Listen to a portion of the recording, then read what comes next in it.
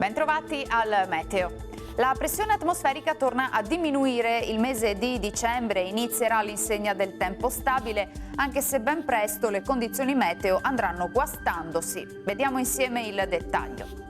Sul Veneto la situazione sarà tranquilla, la nostra grafica ci mostra che a prevalere sarà il sole, il cielo si presenterà sereno con poche nubi a carattere sparso. Nella seconda parte della giornata cielo più nuvoloso, anche coperto, e nella notte tra mercoledì e giovedì avremo qualche pioggia.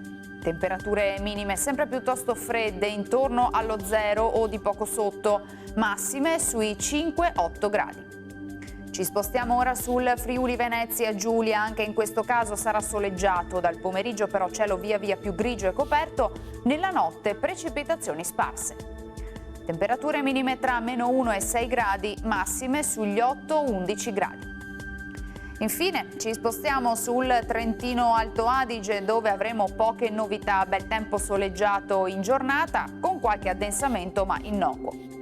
Temperature minime intorno allo 0, massime sui 9-10 gradi all'incirca.